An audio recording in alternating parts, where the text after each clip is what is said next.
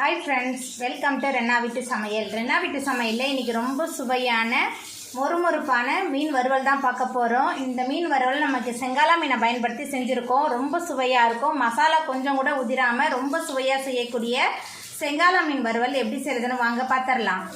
மீன் வறுவல் பண்ணுறதுக்கு காரமான தனி மிளகாய் தூள் 2 டேபிள் ஸ்பூன் எடுத்திருக்கேன். உங்கள் சுவைக்கு தகுந்த மாதிரி எடுத்துக்கோங்க. அதுக்கப்புறமா குழம்பு மிளகாய் தூள் 1.5 டேபிள் ஸ்பூன், சோம்புத்தூள் 1 டீஸ்பூன் அளவுக்கு சேர்த்துருக்கேன். அப்போ தான் நல்ல மணமாக இருக்கும் மீன் வறுவல். அதுக்கப்புறமா உப்பு சேர்த்துக்கலாம். கூடவே கொஞ்சமாக புளித்தண்ணி சேர்த்துக்கலாம்.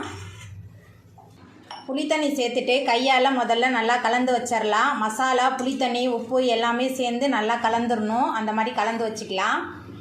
மசாலா, புளித்தண்ணி எல்லாத்தையும் சேர்த்துட்டு நல்லா கலந்தாச்சு. அதுக்கப்புறமா நம்ம சுத்தம் பண்ணி வச்சுருக்கிற செங்காலா மீன் சேர்த்துக்கலாம். செங்காலா மீனை அரிசி கழுவுன தண்ணியில் சேர்த்துட்டு நான் சுத்தம் பண்ணி வச்சுருக்கிறேன்.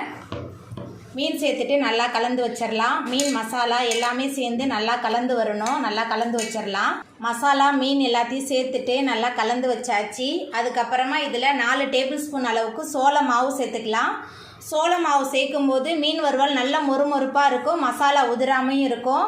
சோள மாவு சேர்த்துட்டு நல்லா கலந்து வச்சிடலாம். சோள மாவு சேர்த்துட்டு நல்லா கலந்தாச்சு. அதுக்கப்புறமா ஒரு மூடி போட்டு வச்சிடலாம். மசாலா 2 மணி நேரம் மீனில் நல்லா ஊறி வரட்டும்.